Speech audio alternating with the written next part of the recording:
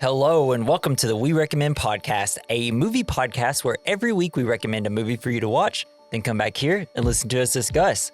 I'm Jesse. And I'm Jason. What were the overheard words by the Nazi child masturbating in the bathroom? Because this week we recommend Knives Out.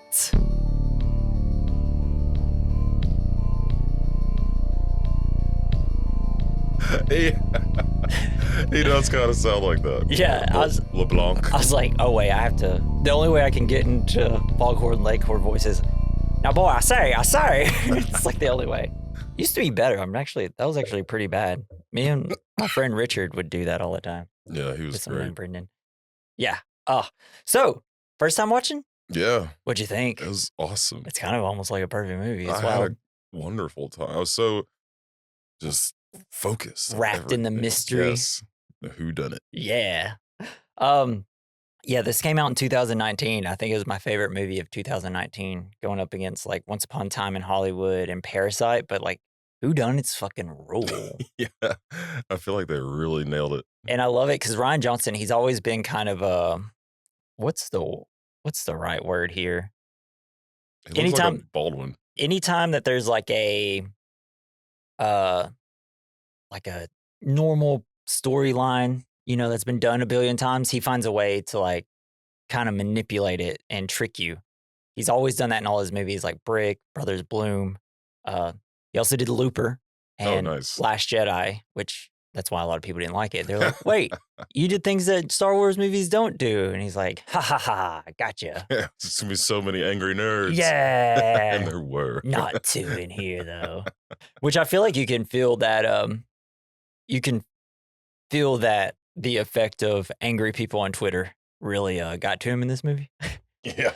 Because I will say the Knives Out movies seem to be like Rian Johnson just makes movies about people he doesn't like and they all lose at the end. Right? Yeah. Because especially once you watch Glass Onion, which we'll probably do next year on this podcast, that was just like, we hate everybody that's on Twitter. So here it is. We are people who don't, or just kind of influencers that are kind of the worst. He makes fun of them, which he's kind of doing with this. He had like the Nazi child, a little bit of politics talking here. The second one has way more of it, and it's honestly kind of why I like this one better than that one. But so this cast kind of fucking rules, right? Yeah.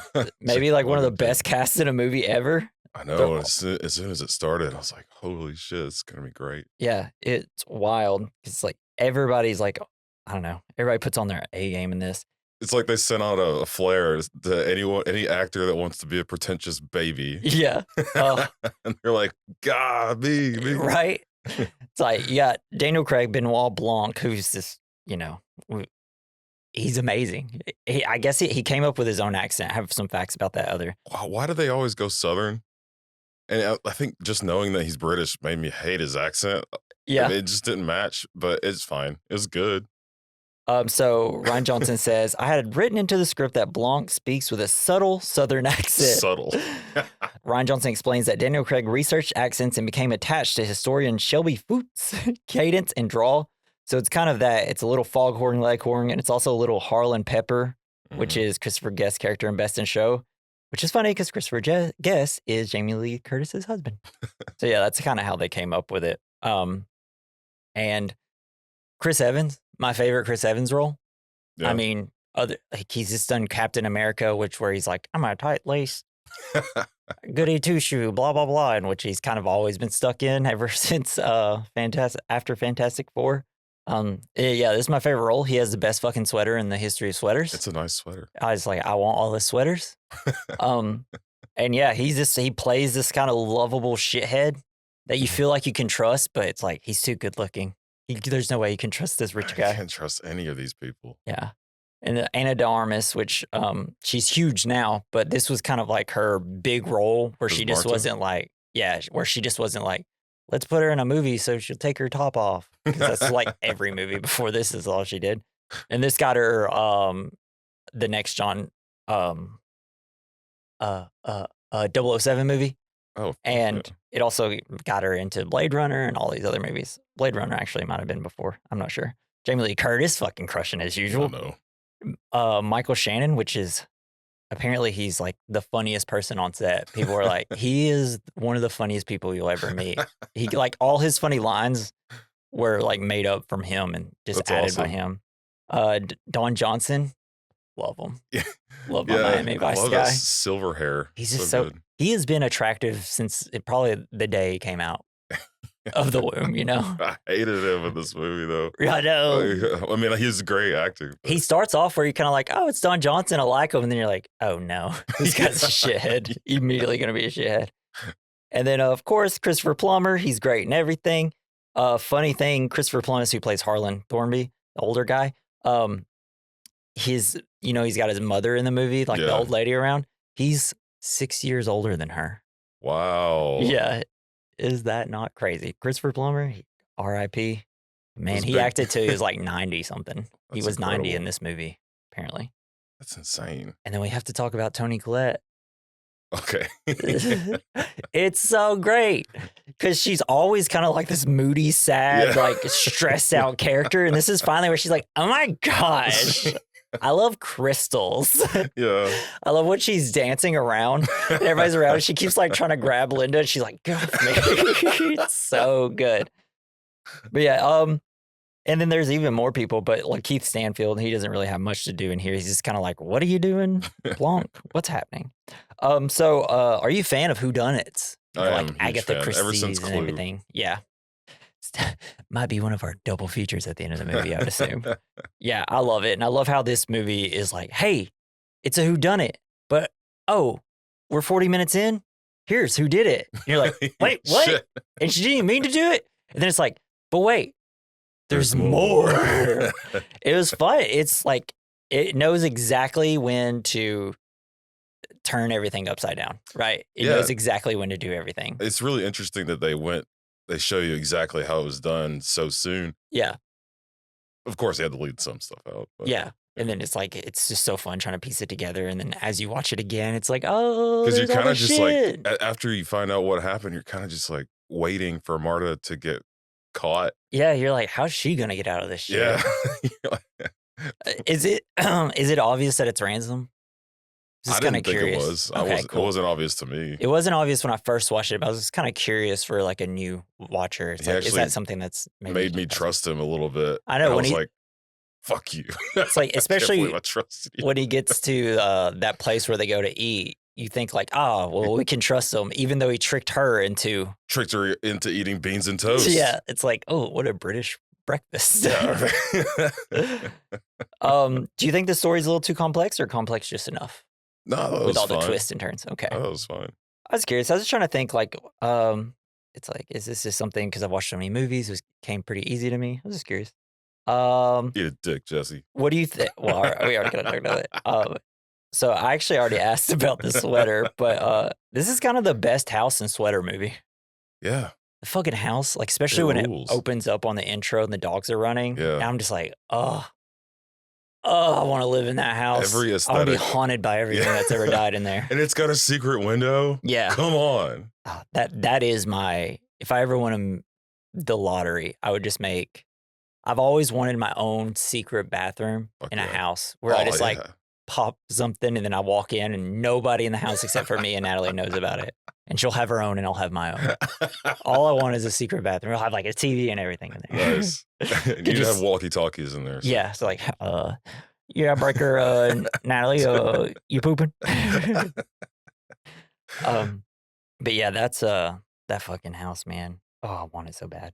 And So- all the knives. There's Yeah, just knives just everywhere. knives everywhere. I love No that.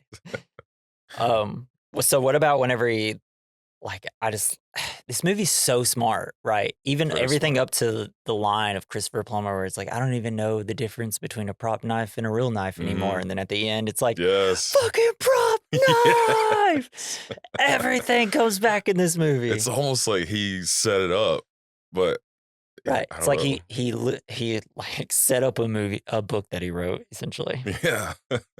So Rian Johnson said that Michael Shannon was by far the funniest person on set and came up with a lot of his characters' funny lines and physical moments.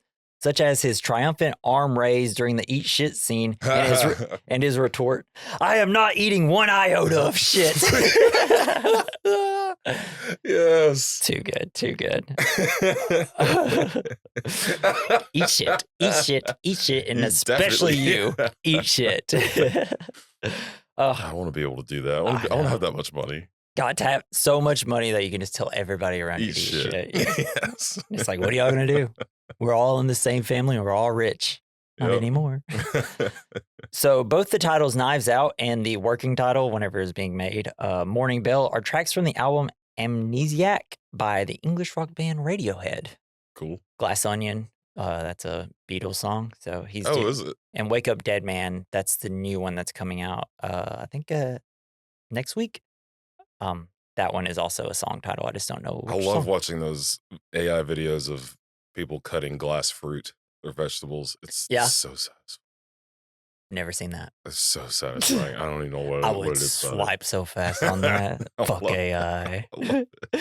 So Chris Evans got his dog Dodger a sweater that looks just like the one he wore in the film. Evans wore a white cable knit sweater in the movie, and it quickly became an internet sensation. So that's what that's called, cable knit. Cable knit, yeah. And he got his dog his own. Rian Johnson said that he said Chris Evans is one of the best actors I ever saw because he had to make it believable that dogs didn't love him and he didn't like dogs. Oh, yeah. All things untrue because those dogs apparently loved Chris Evans and he loved those dogs. And he's goddamn it, he's the best actor I've ever seen. Put bacon in his pocket and then told him to leave him alone. Yeah. He's a monster. So on the little mug at the end where it says my house, my rules, my coffee. Yeah. So on the Empire Film Podcast, Johnson said it was funny that it wasn't an accident, but it was kind of an accident, a happy accident. I knew I wanted her to sip tea in the final shot. And I had separately the idea of my house, my rules, my coffee as the first shot in the movie. And after the first big dramatic shot of the house, breaking the tension with a kind of a goofy modern mug. And they just happened to give her that mug at the end. And it's like, my house, my rules. Yeah, Funny. It's mine now, bitch. Get out. And he said, and then he continued, and I was like, oh, she can have that at the end. Then when we were going to do the close-up, she was up on the balcony, and I yelled up, sip the tea. And she brought it into frame, and those words came up, and I was just like, oh, that's pretty nice. That's awesome. It's such a fuck you moment. Yeah. I love it. So one of the most interesting Knives Out hidden details was revealed by Rian Johnson himself, and one that he admits could spoil many movies in the future. Most of the characters in the film are seen constantly on their phones, all of which are iPhones. One character audiences don't see using iPhone is Ransom, who later turns out to be the real killer. Oddly enough, this was a requirement as Apple does not allow villains in the movie to use their products, therefore revealing Ransom's evil ways. Jeez. So now if you ever see someone not using an iPhone, because they use an iPhone in every movie, they're the bad guys. Let's see. I think that's probably all I'm going to do. There's a shit ton, but I think that was fine. Well, one that I kind of noticed this go through watching, because I've seen this quite a few times, the picture of Harlan, it changes. Does it? In the first scene when she's looking at it, at the beginning, right before she's about to talk to Benoit Blanc, he's kind of got a little stern face, and then at the end when she's looking at it again, he's smiling with a little smirk. I was like, what the fuck? Crafty man. And I was reading earlier that I guess they didn't get the paintings done in time, so it was a CGI painting. It's like, holy shit, I could not tell at all. That's crazy. It's pretty great. Yeah, I liked how he had the knife. That was his favorite knife, I guess. Yeah, it's like, did he even say anything about where he got that knife? I don't think so. He just uses it. Yeah. So, Jason, we're going to hop into the plot. But before we do, I want the audience at home to think, what's the point of this movie? It's a nice one because, we kind of did some unserious movies and now there's a serious point to this movie, which is great. Let us know what you think the point of the movie is. And if you got any, I don't know, things you just want to say to us over in the link in the description, you can click on it and text us, or you go to the very bottom at We Recommend. mailbag@gmail.com, and you can send us some fan mail. Jason, Knives Out 2019, baby. So, a housekeeper, Fran, or The girl from Righteous Gemstones. Yeah. Yeah. Meant to look up her name, forgot. But she's hilarious in Righteous Gemstones. Because I didn't know her before. Since the last time I watched it, I didn't watch Righteous Gemstones. When I saw it, I was like, ah. Well, Natalie noticed it. And I was like, whoa. That is cool. I'm talking so fast. I need to slow down. It's good. I'm so right. amped the fuck up. This has to be a really annoying podcast for people who don't like people who talk fast. I've never really met people who specifically said they don't like people who talk fast. I hate people who talk too fast. Yeah. So a housekeeper friend carries a breakfast tray through an expensive mansion full of quirky antiques, display knives, and mystery novels to the novel's elderly author, Harlan Thrombey. He's not in his bedroom, so she goes up to a hidden staircase to his study. She discovers Harlan's body dead on his couch, covered in blood. His throat's been slit. Dang. It's like, who kills himself that way? That's insane. He's such a diva. She was like, oh, shit. Yeah, she just drops it. Like, what? Kind of crazy. And that's how you can tell. That's how you know someone raised some bad kids. He's like, how should I kill myself in the most dramatic way ever? And I'm sure that's how he ran his household. Yeah. So dramatic. A week later, after Harlan's funeral, a young woman named Marta wakes up in a panic in the bedroom of family's house. Her sister calls her down for breakfast and says Marta needs to go back to the Thrombey home that day.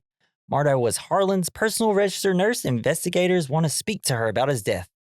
And she was also invited to the memorial, of course. But not the funeral. Yeah. Yeah. Like, fuck off, dude. Are you kidding me? Marta drives her beat-up car to the Thrombey mansion and is welcomed warmly by the family. We then meet the family as they're questioned by the investigators, who are L.T. Elliott, Trooper Wagner, and a mysterious figure sitting by the piano, randomly playing a high note to rattle the interviewers every so often. Which I think he did that to... So once they got the story and then he'd hit the key, every time he did it, they'd be like, all right, what time? So that was him telling them to ask the time. Nice. Time's a very big thing in this. I guess when they were making the movie, they would constantly be like, all right, what time is it supposed to be? So they made sure all the timing was right on everything, which is great. The man eventually introduces himself as a famed private investigator, Benoit Blanc. First, they question Linda, Harlan's eldest daughter. Linda owns her own company. It's very clear she is the one who runs it. Her husband, Richard, merely helping. We discover through her that Harlan was killed on the evening after a party for his 85th birthday. Linda insists she and Harlan had a good relationship, but her terse tone and measured words mean we are not so sure she's trustful. And I love, as we're going to go through all the characters, they always kind of cut to the same shots, right? Like him at the edge of the table blowing out his candles, and it's always the people are changed between who's carried it because they're all like, yeah, we had the perfect relationship. So clever. But she recalls her brother Walt had played by Michael Shannon had an argument with Harlan at the party. She also has a low opinion on Walt's son Jacob, who is always on his phone being an alt-right troll on social media. God. The entire family refers to him as a Nazi. Yes. Yeah, so good. Nazi child. Under questioning, Walt remembers that argument. Harlan wanted to let Walt go from the publishing company that Walt runs on behalf of his father. Walt anxiously asks Harlan if he is being fired, but Harlan pats his cheeks and says they'll talk about it the next day. It's like, boy, I mean, the old man was like, I want people to want to kill me at the end of my life. I want, since I kind of just made them all this way, I'm going to screw them over after I go. Man. It's kind of wild. It's like at that point, just let them have everything, right? I mean, I don't know. Why not? They're already ruined. I mean, they're not going to learn anything in their old ages. No, right? They're not going to learn anything. If anything, they'll just start selling off stuff and be like, okay, cool. Yeah. So, but Walt tells the investigators something less serious in turn. Walt accuses Richard of also having an argument with Harlan that night of the party in his office, overhearing Harlan exclaim, "You tell her or I will." And essentially, Richard was just caught cheating. He was shown pictures like, look, you got to tell her or I will. And I'm going to leave it in this note. Backstabbing. Everybody in this family's backstabbing. Yeah. But then Richard's like, no, we're just talking about putting Nana in a home, which is something he doesn't want. We also meet Joni Thrombey, who's kind of like a valley girl. He's like super into yoga. Love it. I like Joni, okay. Yeah, She's she's hilarious. maybe the least dangerous of all these people. Yeah, right. And she's just kind of double dipping, you know. Yeah. She honestly kind of didn't belong there, and the only reason she was there is because people liked Meg. It's like she's kind of got to stay around because they want to make sure their brother's daughter is safe. Yeah. Hell yeah. She's a widower of another Harlan son. She is a spiritual lifestyle guru and tells the investigators that she's still very close to the family, even after her husband's death. However, the audience sees that Joni is barely tolerated at the family gathering. Harlan pays Joni daughters Meg's tuition at college. I love it. I love when she's dancing and everybody hates her. It's like, stop touching me. You're not a part of this family. That's so mean. Yeah, I know. She kind of deserves it a little bit. Well, yeah, maybe. She's definitely like she seems like a person that would not stuck around if they were just like if they didn't have millions and millions. Well off to do family, yeah. Are they billionaires because of the publishing company? I don't. Or are they just millions? They're like, it seemed like everything that was left to him was only 60 million. But plus but they said the real asset was the publishing company. company. Yeah, so I'd assume at least probably like 500. Yeah, I don't know. So not billionaires. It's kind of a fantastical world where people still really love books. Oh, I love books. There's also Winetta Great Nana Thromby, who is Harlan's mother and is present at the party and the investigation. However, she is senile and rarely speaks. She's so funny, though. Yeah. At the same time. Yeah. And then this is where we learn Linda and Richard's son, Ransom, is mentioned, but is not present to the investigators that are questioning everybody. Ransom is apparently his middle name. His first name is Hugh, but nobody calls him that besides the housekeeper friend, because only the help's allowed to call him. Or only calls him Hugh, not allowed to call him Ransom. So before the party, Jacob, while in the bathroom macerating to dead deer, according to the family, overheard Ransom and Harlan in Harlan's office through the vent. Ransom apparently had a blowout fight with Harlan, left to the house in a huff. Jacob had overheard Ransom say, "I'm warning you," during their fight. To the family's surprise, Benoit Blanc reveals that he was hired by an anonymous employer, implies that Harlan was murdered by someone in the family. Lieutenant Elliot and Trooper Wagner insist that due to the blood pattern, no one could have been involved, but Blanc persists he must know the truth of why he was hired. See, it's great. I love the fact that it was Ransom that hired him. Yeah. It's such a good idea because you never expect the person to hire the investigator to be the person that killed. Yeah. And the clever ways of why he did it and how it all makes sense by the end. It's so good, dude. It was awesome. So Richard, knowing that Blanc will be searching for motives of Harlan's murder, he sneaks into Harlan's office and like finds a letter and he opens it and it's a blank sheet of paper and he's like, there's nothing on this, and then throws the baseball outside, which will be his demise. Oh, shit. Then he's like mutters under the breath, "Son of a bitch. Shouldn't have done that. Shouldn't have thrown that ball out." So, picking up the baseball while walking outside, Blanc recounts the timeline of death that he deduced by questioning all the family members. After the party, Harlan and Marta retired to his study to play Go and administered his medication before Harlan went to bed. Shortly before midnight, Joni heard a loud thunk from the study and went to investigate. Harlan answers the door with Marta busying herself in the corner. He explains to Joni that he tipped over the Go game board by accident and that everything is all right. Joni goes back to meditating. Walt was smoking outside of the porch and saw Marta leave her car at midnight. Linda is a light sleeper and often awoken by anyone using the creaky stairs leading to Harlan's study. She was awoken shortly after 1 a.m. and Walt sees Harlan going down the stairs to get a snack. He calls for Harlan to go back to bed, which he does. Linda was awoken again later by the family 2 dogs barking. The fucking creaky stairs, and just Linda like, "God dang it, everybody stop." So do they all live in the same house? Or are they all just coming in for the party? They all just came in for the birthday party, yeah. And now staying for the That would be strange. Festivities. I mean, that'd just be strange. No, they definitely don't live there. So last to be questioned is Marta, who's anxiously sitting by his sunroom, staring at a portrait of Harlan. Staring down at her, she sneaks to the window to overhear investigators outside, and Blanc surprises her. Classic. He invites her outside and explains that he wanted to question her last because he knows she will tell the truth. Turns out Marta throws up if she lies. It sucks for her. Yeah, so Blanc asks her point blank if Richard was cheating on Linda. She says no, then immediately vomits into a decorative vessel. Blanc then asks her to describe what went on after the party. Rian Johnson at this point was just in love with like these kind of whodunit things. Really? And because he also did Poker Face. Okay. Which is his show where the Columbo-esque character is like can always tell when people are telling the truth, and now she has a murder. Well, she can tell when they're lying. Yeah, tell when they're lying. Yeah. And in this, it's like, oh, the person, if she lies, she throws up, and it's like he really had a quirk for that for a minute. So Marta remembers the truth. Once they're in his study after the party, she wants to give him his medications right away, so Harlan goes to bed at a reasonable time, but he insists playing the game Go with her. She indulges him, and Harlan teases her ability to always beat him at Go, which will be important. I like the relationship. She's just like, can't you just take your medicine and go to bed? He's almost like a child. It's like, I want to play games. It's like constantly getting up to no good. Almost kind of like a Yoda-esque character, like when we first meet Yoda. Yeah. Did you ever play Go? I've never played it. I don't know if I have or I haven't. There's a game on the Switch we have that has a bunch of like a shit ton of like old games and board games. And I think I've played this. I don't know. Me and Natalie likes to play. But I couldn't tell because it looks like the game that we've tried before, but they weren't like usually if you like put like your pieces on the outside of their pieces, like it changes the whole row to like your colors. And it didn't seem like they were doing that. I don't know. It's apparently a Chinese game that was made over 2,500 years ago. So yeah, it's a pretty famous game. I've just never played it. Looks fun though. It seems like you just play really fast, which is great.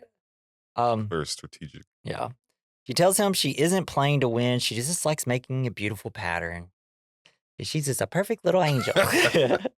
He pretends there's an earthquake, knocks over the board. Mata rolls her eyes and goes in her medical bag to give him his 2 nightly medications. She administers him with a syringe in his arm while he confides in her that he's not sure if he did right by his family. He takes a display knife from a stand and mentions how he can't tell which knives are real and which ones are props. Sure, it won't come back to play later. That one's definitely not a prop. Yeah. He stabs it into the table. Yeah. Looks sharp as hell. Good thing he had one knife in there. How would he have killed himself? So he stabs a knife in the trunk, and they're using it as a table for the game. It's a real knife, and it's sharp. It's clear during the exchange that Marta and Harlan are very fond of each other. Marta winks at Harlan and asks if he'd like something for his pain. He'd like to do some drugs. You want to do some morphine, baby? He laughs and says yes, and she gives it to him. But she realizes she read the vials wrong. No. Marta. She gave him 100 milligrams of morphine instead of another medication. Normally, she gives him 30, and 100 will kill him in 10 minutes unless she can administrate to counteract it. Naloxone, I think she something called like it. that. Yeah. She goes through her bag, can't find it. And then we learned even if she calls paramedics, they won't get there in time. God, I love how calm he is during all this. He's like, this would be a perfect way to kill someone. Yeah. He probably could have solved his own murder. He's like, ooh, maybe I'll add this into like one of my stories. And then he's like, oh, you can't find it. And immediately steps into the action. It's like, I've waited my whole life to come up with a situation like this. So he is in a really good, opportune position to help people get away with murder. I know, right? And it all would have worked if just, things didn't fall apart completely. Those darn kids. So she starts to call 911, but Harlan stops her. He knows he's gone and wants to save Marta because he knows his mother is an undocumented immigrant, will be deported if Martha is investigated. Undeterred, Martha starts to run up for help. Why isn't anyone else in the family nice? Like Harlan? Because they're rich. Yeah. They were born into, what do you call it? Not opportunity. Yeah, privilege. Privilege, yeah. They're all privileged. They didn't know struggle. So, and I'm sure Harlan at one point did. So he had like his wits about him as he started to get rich. Yeah. Which is why all the rich people in our world because they all were rich before they were even born. I like how they say that they built themselves from the ground up. None of them did. No. It was only Harlan just gave them money. That was it every time. Yep. So great. So she wants to go downstairs to help, but he trips her before he gets to the floor and she falls to the floor. This was a thump that Joni heard. When Joni knocks, Harlan insists that he'll take care of it and gets Marta to face the corner so she can answer Joni. As Harlan speaks with Joni, we see that Marta is starting to cry. After Joni leaves, Harlan gives her specific instructions and insists that she must do as he says. Marta must make it obvious when she's leaving. This is when Walt sees her leave at midnight. As she drives off, she's supposed to turn after the elephant, but she turns before because she can't remember it. And I love that the narration kind of changes as she's remembering. That was really cool. Like, mwah. The before after this. The movie is so fucking smart. Yeah, so she can't remember. She pulls off too soon, and the security camera can see her. But she turns off the road. She then sneaks back via side gate. The two dogs are there, but they like her, so they greet her without barking. She gets into the house, climbing up a trellis into a false window to the floor of his bedroom. Um, but the trellis, like, it breaks and falls to the Yeah, it's ground. like, don't make any noise, and she's like breathing heavily and Yeah. going, "Ah." Um, It's got to be tough for her. yeah, right. I wouldn't. I was just like, I'm actually just not gonna do it. I'm just gonna leave. She goes to Harlan's bedroom, puts on his robe and hat, and pretends to be Harlan going down the stairs to get a snack. This is when Linda hears the stairs and Walt sees Harlan from the porch. This is her alibi that Harlan was alive well after Marta left. She then leaves the way she came down the trellis. The last thing that Harlan tells her is that absolutely she must not be seen. But in her memory, as she lands on the ground, mission fulfilled, she turns to the window and sees Great Nana staring at her. Shit. And she's like, Ransom, are you back already? Martha runs away. You sounded like that old guy from Major Payne. Really? He always, you know what I'm talking about? He plays, I can't remember his name right now. I was trying to, she almost sounds like the secretary in Monsters Incorporated. Yeah. She sounds a lot like her. That's what I was trying to go for. So, knowing that the fate of her mother rested in her hands, Marta follows Harlan's instructions about how to describe what happened that night without throwing up. She carefully tells Blanc a truncated version, essentially that they played Go. She gave him his medication, then she left. Blanc accepts her vision of events, then tells her to plan on investigating the rest of the grounds, and he wants her to shadow him as he does so to give him context. So, throughout this film, he says, he mentions shoe a lot. The shoe is on another foot. He does mention shoes a lot. Because, by the end of the movie, he's like, you got blood on your shoe. He's just constantly saying it, trying to make her, like, tell the story. Oh, and it's like, it's so smart. So he picked it up immediately? Yeah, he immediately knew she was a part of it somehow. So, unlike the other family members, he trusts her because she has a good heart. Marta, unable to get out of the situation without incriminating herself, accepts, then manages to leave to the bathroom. She then throws up. It's like, I was like, you couldn't run to like a further bathroom or something because it's going to be pretty obvious that you just threw up right outside. Maybe she's a quiet puker. I'm not. I've never been. Me neither. I feel like that's very much a guy thing where we're like, because when we get sick, we're like, Gah! You have to give it as much force as possible. I always have trouble because when I do have to throw up, I can never just throw up. It's always like 5 minutes of just unbearable dry heaving. And then it's like, oh, you couldn't. Why do you even have to throw up? I wonder how that works. Because sometimes you get a good one out and you feel so much better. Yeah. The more I dry heave, the more I know this is going to be a lasting thing. Oh, no. It's like, no, it took like 3 hours for me to actually throw up. I'm donezo. Never want to be sick again. Me neither. So later that day, the family holds a memorial for Harlan. Marta has a panic attack knowing she was the one responsible for Harlan's death. Meg pulls her aside, asking if she wants to leave. They go to another room to sit and pull out some joints in a secret drawer in the trophy, in a trophy above the fireplace. This was Friend's secret stash. Nice. Marta refuses the joint, and Meg shrugs and throws it into the fire after taking one puff. I was like, what are you doing? They've got more. You smoked one. One puff, just let it out, put it back in the little thing. They're so wasteful. I know. It's rich people shit. Walt joins them later to tell Marta that they want to take care of her financially. And they all seem like nice people that will do the right thing, by her. Mm-hmm. Too bad it's all going to go horrible when they figure things out. So that night, when she goes home, she watches a TV program in Spanish with her mother. Murder, She Wrote. Yeah, Murder, She Wrote. Yeah. She then recalls what happened after she left Harlan's studies. After leaving the first time, she goes back into the study to tell Harlan she changed her mind, only to find him lying on the couch with a knife held to his own neck. She pleads with him, but he only assures her that everything will be all right before slitting his own throat. It's like, hey, let her get out, man. Well, also, I guess it was like, nope, can't stop me. Well, he thought he was going to die, but he also wasn't having like those sweats or any of the symptoms. Yeah, you figured he'd be like, wait, she's been gone. She's the medical professional. She should have been like, you should have been having these symptoms by now. I would at least wait till I start getting like shakes or something. Then I'd be like, all right. Yeah, maybe. I don't know. But yeah, I'd just be like, when would I feel it? Because you feel like you'd feel the morphine pretty quick. Yeah. Right? I feel especially intravenously, Yeah. like, I feel you'd like feel it instantly. if there was one issue with this whole movie, it's that doesn't I just don't know how morphine works. I've never had it, Well, I but feel like but when you're over I've never had it either, except at, like, the hospital or something, I don't know. But, like, I've taken I've over kinda, like, slightly you call it overdosing on pain medication before, but it makes you sick, yeah. and, like, immediately. So, I don't know. Yeah. If there was any issue with the movie, it would be the morphine aspect of like, wouldn't he be like wonky at least a little bit? He'd be able Especially to going f straight to your vein. yeah, I think he would've been able to feel it. Yeah, Oh, exactly. well. She gasps in horror and covers her mouth to stifle a scream, then rushes out of the study again. She pauses at the landing to cry, then pulls herself together. She's going through, she's going to get through this for her mother.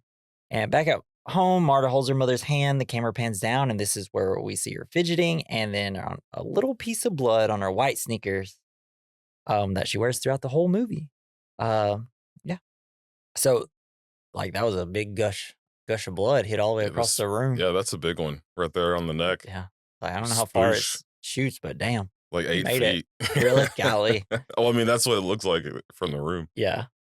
So the next morning, Marta joins Blanc and the investigators examine the grounds, the security camera that recorded her leaving. It was on VHS tape, and she's lucky because she gets to push play and stuff. So she puts it in, and they're like, "This is the only tape," and she starts to play it, and then she like, "Oh, it's ejected randomly," and they're like, "Let's digitize it," and Oh, then she yeah. puts like a magnet over it to scramble it. It's great. I loved how the security guard is just old as dirt, and he's Yeah. talking about how we've got all this new technology, and it's just like from the 90s. Yeah, it's like, when did this take place? Jeez.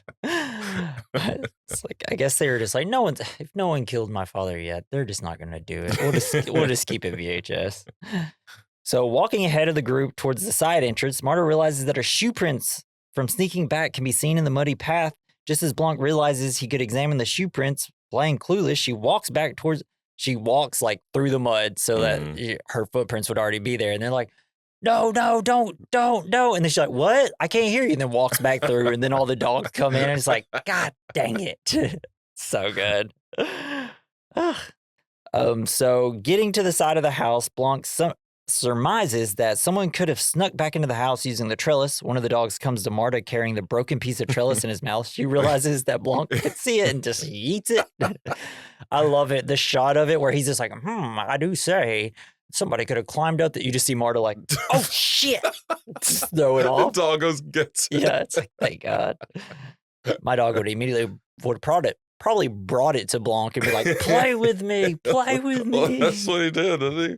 Well, it brought it to Marta, but my dog would like, I want to go to the person I don't know. I love them more than my family. So the group goes inside and upstairs. Marta shows them the false window accessible by the trellis. Blanc examines the rug leading from the window and notes that there's fresh mud on the window ledge. There's commotion outside. Ransom is back. Wait, no, I got that wrong. There is not fresh mud. They don't notice the window ledge yet. There's commotion outside. Ransom is back, peeling in on his BMW. The two dogs rush and bark aggressively at him, and he huffs at them in annoyance. The investigators meet him on the porch, and he like rebuffs them. Yeah, I don't fucking care. Yeah, we'll talk to you. Yeah. The family is upset that Ransom only showed up now, missing the funeral for the memorial, and is only early for the will reading later on that day. They tell him he is useless and that Harlan planned on cutting him off, but he only tells them to eat shit. Yeah. Eat shit, eat shit, eat shit. I feel like he knew what was gonna happen at this point, right? Yeah. And so he just came back to watch it. Yeah, because he knows that Marta's going to get everything. So he's like, I'm here for the show. Well, he may not even have known. No, he knew that she that's was what gonna he get it? learned on his birthday, Oh, is that all okay. this was going to happen. I thought he just found out that none of them were gonna get anything. Yeah, no, he knows that like everybody's screwed. I would watch that too. Yeah, I'd feel like, well, already know, might as well enjoy my family. Getting it. Can't wait to watch it collapse. Yeah. This isn't new. At some point during Harlan's 85th birthday party, they all started arguing about politics. Joni wants to protect undocumented immigrants, while Richard yells drunkenly that they should follow the law. Walt also believes that undocumented immigrants should be allowed to stay, which he will not say later. But yeah, I love it because Marta's like, "Oh, I got to get out of here for this conversation." And then, Gets dragged into it. and then I love, he's like, "Marta, come here. You're an immigrant. You're an immigrant." And I love it. Every time they say where she's from, they get it. They say something completely different. And Richard also, when she walks up, he hands him an empty, dirty plate. Oh yeah, like she's the help. servant. And he's like, yeah. she's a nurse. Such It's like such a dick. shit. Yeah. So yeah, he calls her in. It's like trying to make an example of like, hey, you got here the right way, right? But Mara's in silence. She's not wanting to lie because she'll throw up. Seeing everything happening, Blanc sighs and comforts Marta, then leaving so he can finish the rest of the investigation. As he leaves, one of the dogs brings him the trellis piece. He looks up, putting the pieces together. He's like, oh shit. And then they go up and they realize that there's the mud on the rug and stuff, and that there's mud on the window. He's like, oh, we can examine this rug. I don't think I would have noticed the window, because he kind of immediately saw it. He's like, wait, where's that window go to? Yeah. You're like, I never would have noticed that. Right. But he is the best in, because the He's reason like the Poirot. Yeah, they all know him because of like a New Yorker article about him, and apparently the entire family reads the New Yorker. So I think you have to when you're rich. yeah, it's like, what else are we gonna do? We're rich because we don't play video games and we get things done. Yeah, exactly. We don't have any distractions, so we just read. Oh man. Which, I mean, of course they'd all be readers. Their father is He's a book writer. Yeah, I'm assuming they probably read so much. That'd be Twite. Yeah, Twait. So then we cut to the will readings. The married couples all hold each other in support, thinking that we'll get a big chunk of Harleen's estate. And you have Ransom in the corner just like smiling really big. And it's like, what's his deal? Yes. The will executor opens the legal documents and begins reading it. Turns out Harlan amended his will shortly before his death. His new will left his entire estate and all his publishing rights to Marta, leaving his family with nothing. Hell yeah. He wanted his family to learn how to live for themselves and assist in a letter that it's for the best. And it's like, that's how Ugh, you end up dying early. I'd be so mad. Yeah, for real. It's like, could you have threatened me about it first and then I would have done something different? It's like he immediately just pulled the rug out from under him. Because the old it would have just been fake Yeah. forever until he died. Yeah, exactly. But it's just like at that point, it's like, man, I don't know. You raised them. You showed them all this. I don't know. So the family explodes once more in disbelief. Ransom, sitting in a corner by himself, laughs and reads the room. Yeah. Marta is in a state of shock, and the family starts to surround her, demanding answers she doesn't have. They hound Marta outside as she tries to escape in a car, but her car won't start. And then Ransom pulls up in his BMWs, and he's like, "Get in!" And then So they he drive fixed the off. car, right? You think? That's what I was thinking too. Yeah, I'm like, I bet he like messed with it. Yeah. So the family tries to understand what happened and why Harlan would cut them off. It discovered that Joni had been double dipping. Harlan has been paying Meg's tuition directly into school, but in a clerical oversight, Joni also got the same money herself in a flashback. Harlan says he will sign one last check for her and no more. It's like he figured, just like, I'll just start going straight to Meg with the check. Because she's the only one really in this family that has a heart at this point. At this point. But Yeah. she's still one of them. Yeah. Well, we'll get to it. So the family tries to find loopholes. I love that because you have like the will guy there, and he keeps saying, "There's nothing I can do. Can I leave, please?" And you have like his like assistant falling asleep on the couch because it's been like a whole day of them just yelling at him. Jeez. Yeah. That sucks. It's like, you're useless. Yeah. It's like, Thanks. exactly. I'm out of here. And they all start Googling stuff. One of the loopholes they find is the Slayer statue. If Marta is responsible for Harlan's death, she would not get a cent. This is another reason why Harlan helped her cover it up. Ransom takes Marta to a diner and gets her to eat since she hasn't been eating all day, and he tells her that he knew they would be cut off and that maybe it's time he lived for himself on his own. But he still wants the truth. He reminds her that she just eaten, that she can't lie without throwing up, and then places an empty bowl in front of her. Ransom then man. asks Marta, telling him everything. It was thoughtful, though. Yeah. Yeah. Give something to puke into. Yeah, right. It's like, yeah, at least I got you this bowl. That's when you should immediately been like, I can't trust him. No, yeah. He is not going to be a good guy in this. So it's a little later on after this. You could tell she told the whole story because there's just a shit ton of beer bottles now around Yeah. Ransom. Ransom has a lot of empty beer bottles now. So Ransom says he will help Marta get away with it, like destroying the toxology report or anything that might implicate her. He hates his family that much and knows how fond Harlan was of Marta.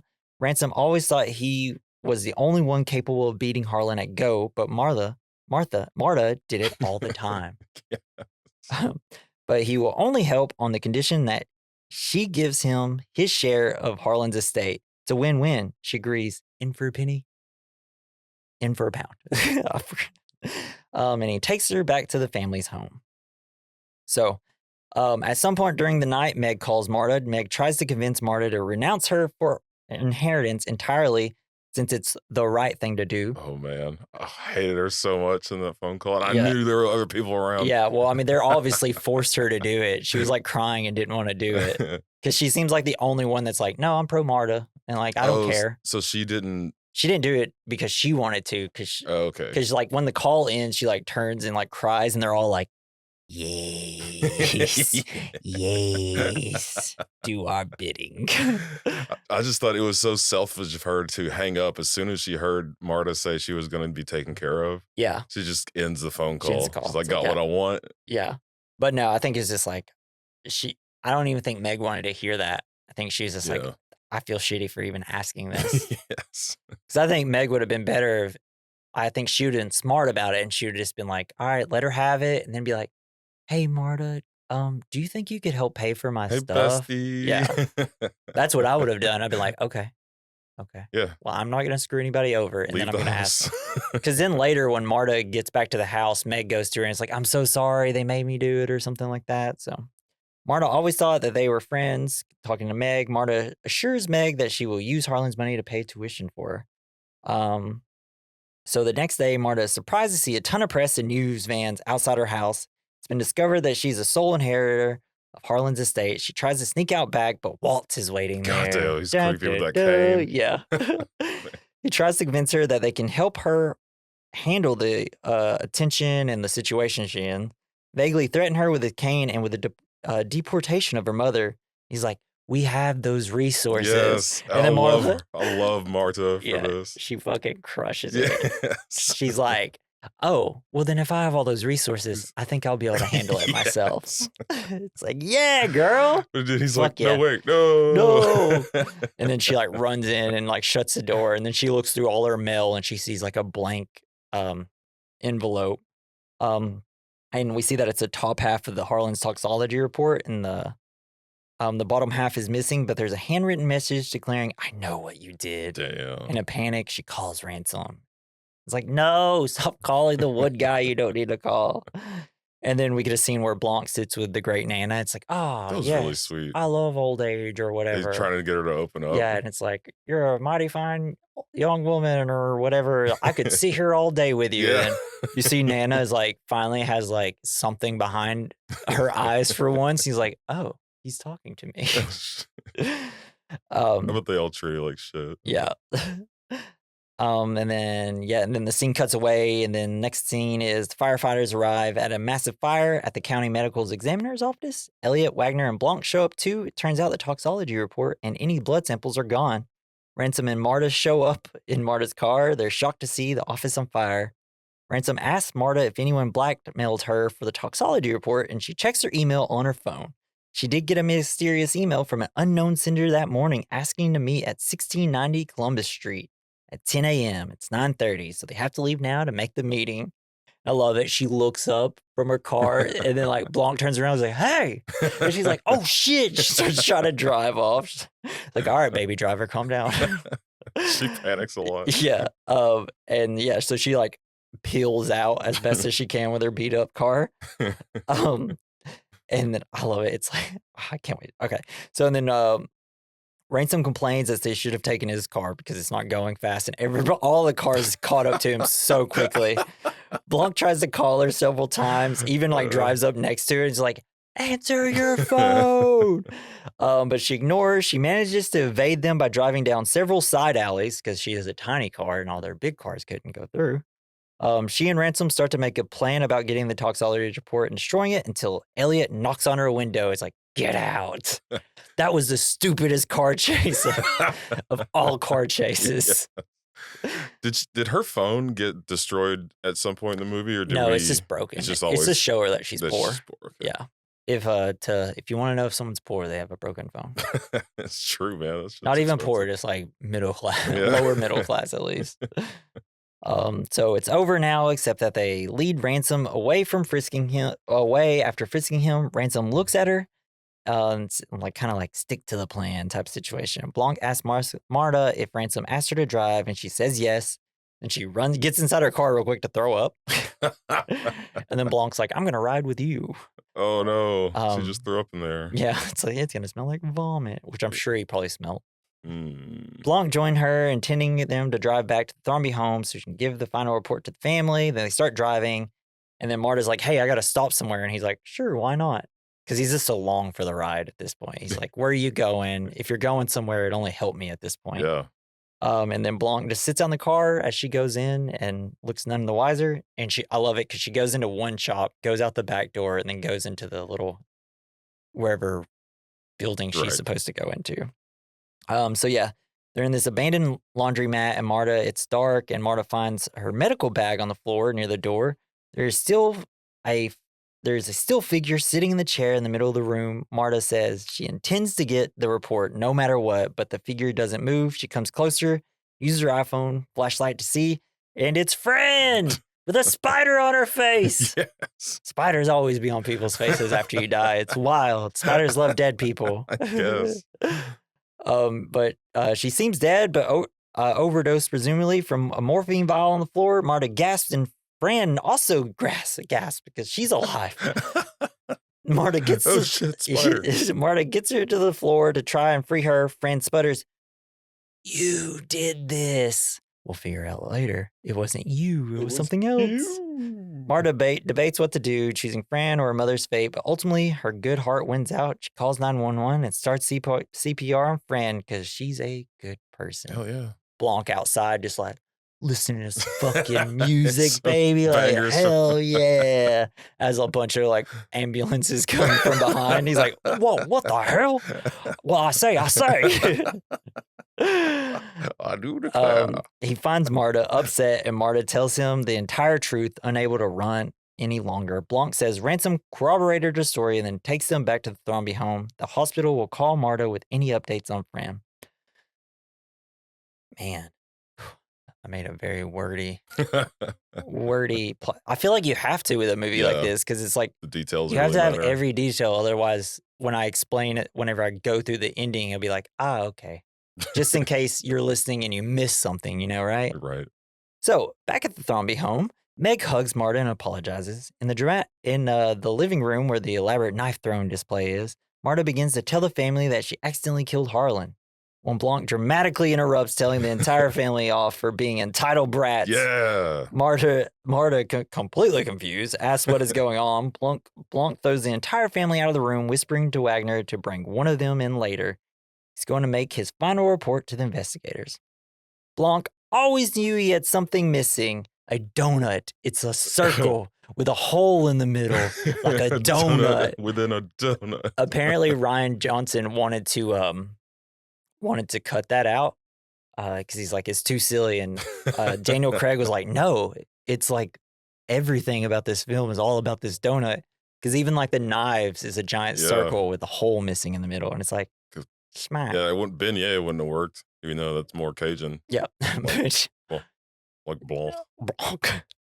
Yeah, that actually probably would have but they don't have holes made in the more middle. sense. Yeah. Oh, shit. So Blanc always knew he had something missing, but speaking with Great Nana and hearing Marta's full story has finally explained everything to him. The way that Marta told him. Ransom was fixated on Marta's relationship with Harlan and felt robbed that Martha would get everything. Because this was when this was a big deal when he learned that Marta was able to beat him at Go. He's like, that was my one thing with Harlan. Damn. And now you have that and all the money. Damn. So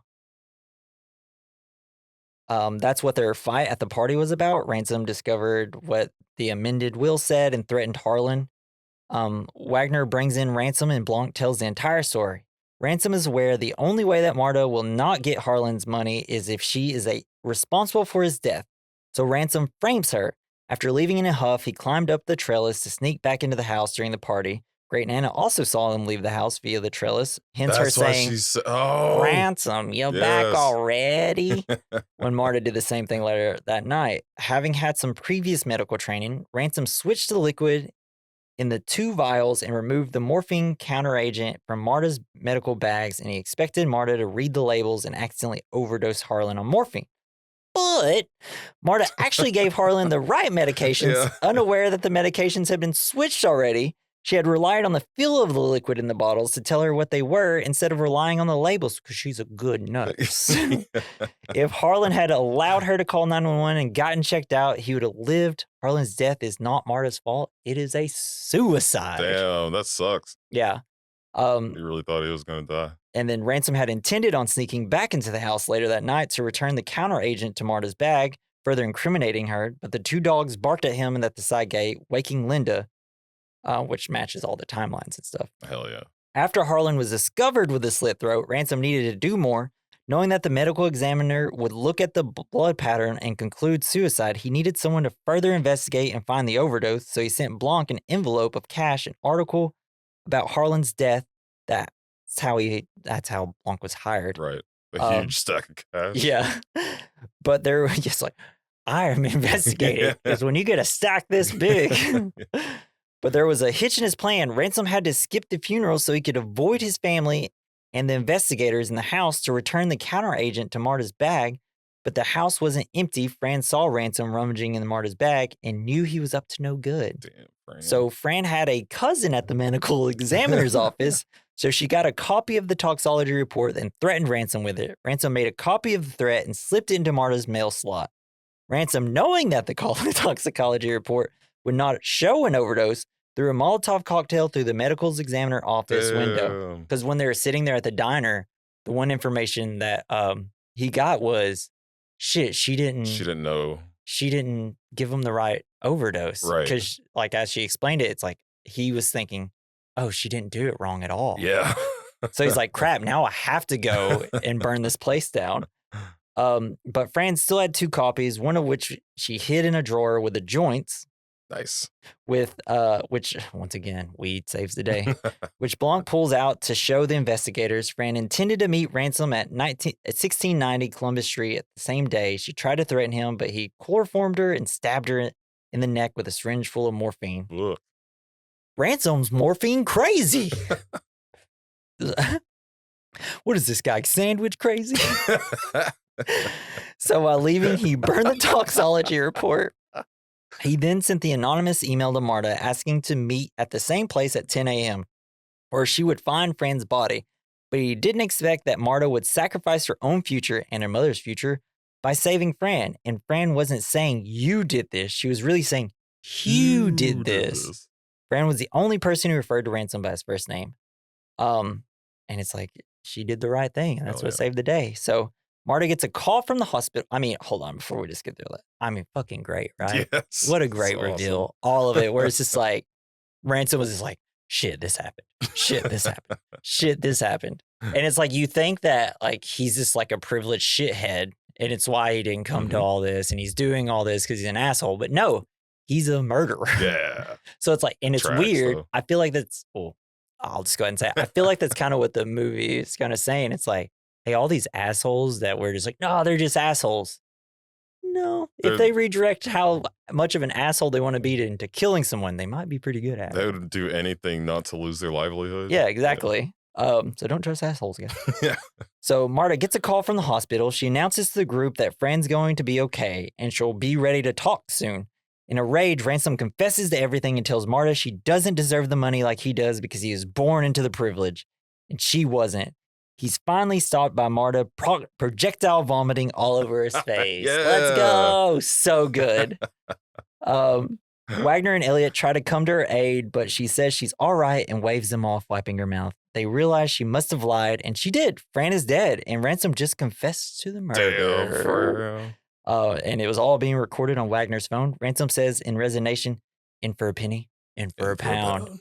And then grabs a knife from the display of the throne and rushes towards Marta. They both fall to the ground, knife embedded in Marta's chest, but she's still breathing and there's no blood. Ransom pulls the knife away he's grabbed a prop knife and he exclaims, shit.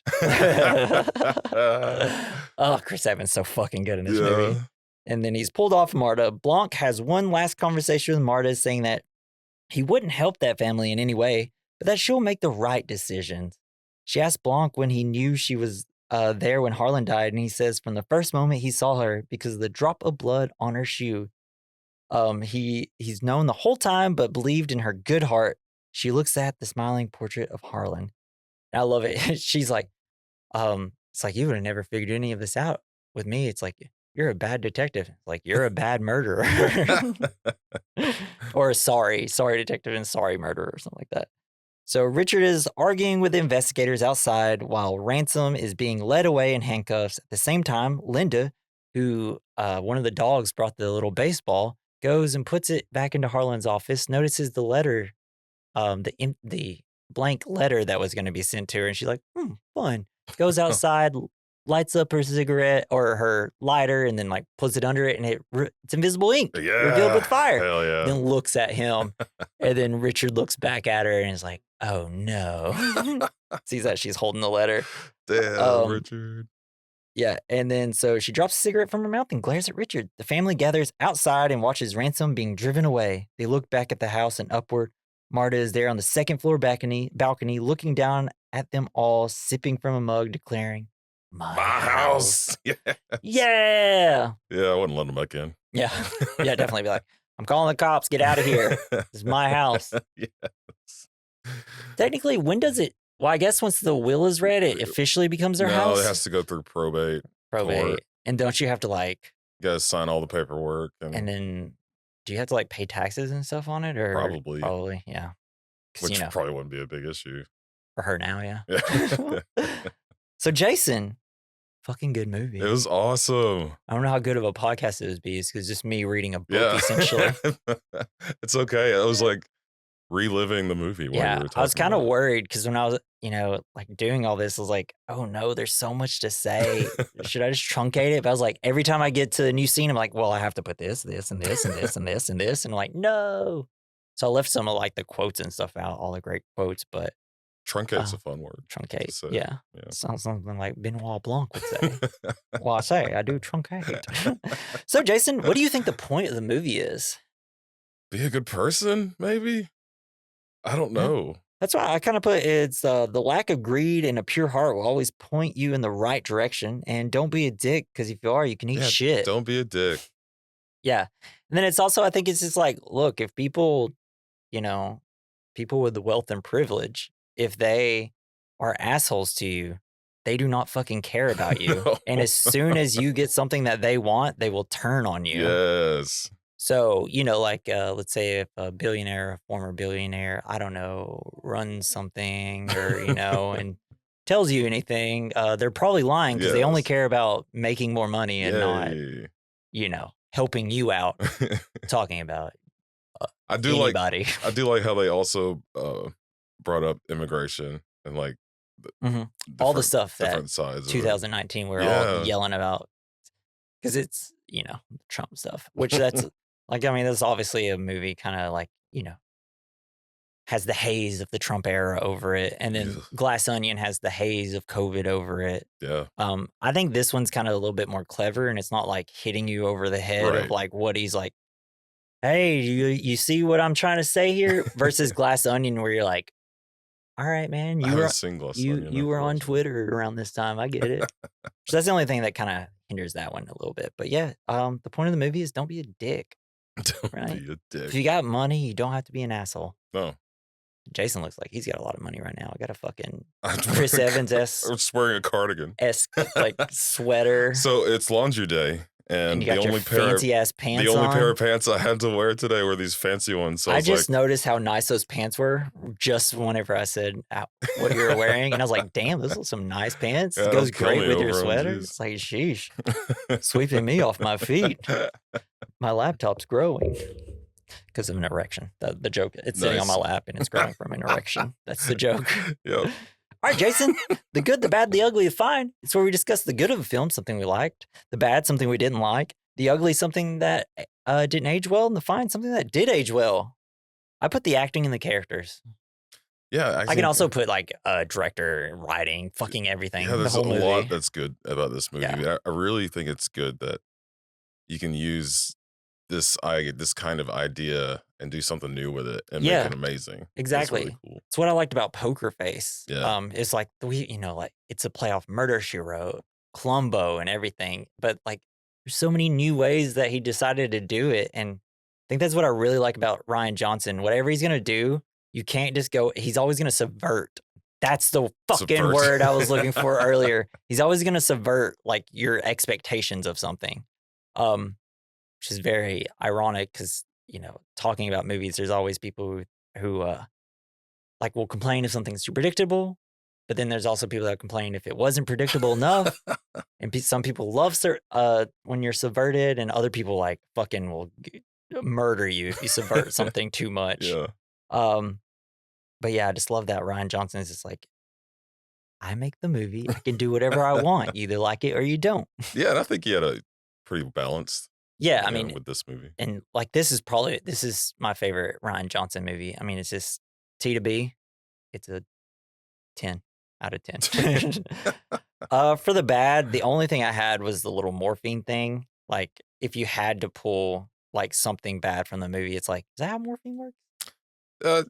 Yeah, I don't know. That's it. I just don't know drugs, and I just felt like if you gave like 3 times too much of a super deadly drug, if you use too much, Yeah. like you would feel it way faster.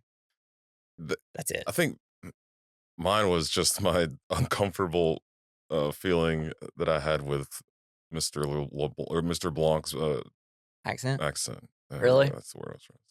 Yeah, I have heard people kind of complain. But it wasn't as bad as other people have done it in other movies. Yeah, I mean, yeah, because Daniel Craig's like in Snatch fantastic. 2.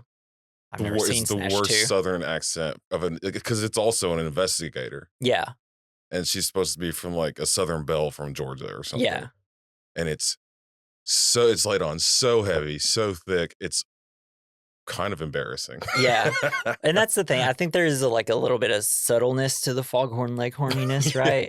It's not as like I'm doing like I say. It's just, it's more like it's believable enough, right? Yeah, I think so. And you kind of just want to, and the detectives are always a little quirky and things. Like whenever you think of Columbo, it's like if that guy walked anywhere, I'd be like, what? All right, this guy's got a weird voice. He's a detective. I can't trust him. So for the ugly, I don't have anything. I thought everything pretty much aged well. Yeah, I mean, I thought, I guess I don't have anything ugly. Yeah. Everything was pretty awesome. Yeah. It was a great movie. Oh man, for the fine, something that aged well. Who done it? Apparently, we don't have enough of them, and I want all of them. But you can't overdo them now. You gotta wait 10 more years to do another Knives Out. Well, pretty much it's just the Knives Out. That's the ones we get. Which Netflix. I guess the ugly is that Netflix took over. Oh yeah. The Knives Out. They gave him like $500 million for fucking 3 more movies of Knives Out. I didn't know it was like a series of movies. Yeah. That jogged my memory, and I completely forgot halfway through talking what I was actually about to complain about, and it all hit me again. Sorry. My biggest issue, and the thing that does not age well, is that the fact that the sequels are, so you got Knives Out, the sequel is Knives Out, The Glass Onion, and then the third one is Knives Out, Wake Up Dead Man, or something like that. Why are you calling the second one's Knives Out, and then colon... Just so you know for sure that it's gonna have like the same actors. Well, then just put like a Benoit Blanc story. I hate that it's like that would make more sense. I don't know. Is like Jamie Lee Curtis and Don Johnson or any of these people in the other movies? No. Okay. It just feels weird because it's like, well, this story doesn't have anything, like the next one doesn't have anything to do with Knives Out. Knives Out was just the name of the first movie. You just call it. But it's still Blanc. Yeah, they should just like a Benoit Blanc story or an investigation, which isn't that much better. But I'm just like, I don't know. Every time I see it, it bugs me a little bit, so I have to put it in here somewhere, right? Yeah. Yeah. But yeah, whodunits, love them. Fuck yeah, man. Yeah. All right, man. Last category, double feature. So we recommend a movie that goes alongside this movie. Did you pick Clue? No. I was like, I bet Jason might pick Clue. So I picked Who Framed Roger Rabbit? Nice. If you want to really get another one with some goofy accents and it's really fun and I absolutely fucking love Who Framed Roger Rabbit. I've only seen it like twice in my life. I think I haven't seen it many more times. When I rewatched it a few years ago, I was like, oh shit, this movie fucking rips. Jessica Rabbit. Not gonna lie, I was never really attracted to Jessica Rabbit like the rest of the world is. I guess you're just special. She kind of creeped me out, actually. but Roger himself, woo-wee. Betty Boop is in there too. Yeah. All right, what do you got for double feature? Weird. I just feel like, it's essentially a detective story. They're trying to figure out who killed him. Yeah. Who framed him, right? It's great. Love it. Poor things getting dipped in acid. Though. You know what? I will say Clue. Clue kicks ass. I want to rewatch. I keep saying I want to rewatch it, and I just haven't. Every time I think about Clue, all I think about them is running room to room. Yeah. So good. So silly. Wow, it's such a fun movie. Tim Curry is so good. Yeah, he's one of the funniest actors. I don't feel like he gives enough credit. His fucking goofy smile. It's like evil. He's scary. Goofy. Yes. He's a little scary. Yeah. Yeah, that's our double features. Watch Who Framed Roger Rabbit and Clue. Damn, what a good day that would be. All three of these. I wish I could do a Roger Rabbit voice. Yeah, I can't. Is that what he says? No. Kinda. I don't know. All right. That's our conclusion of Knives Out. Make sure to join us next week because we're going to have a little bit more fun. We're going to get silly again. It seems like every 2 to 3 episodes, we got to get silly. In this case, we only did one serious episode. We are going to do Dodgeball. Yeah. Hell yeah. An underdog story. You can dodge a wrench, you can dodge a ball.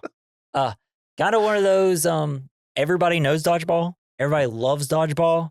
But when he gets brought up in classic 2000 comedies, it might be the 10th one mentioned, and it's it should be in the top 5 of 2000 comedies. I know. I watched it twice in theaters. I loved it it's much. So good. It's just Ben Stiller character is so good. Oh.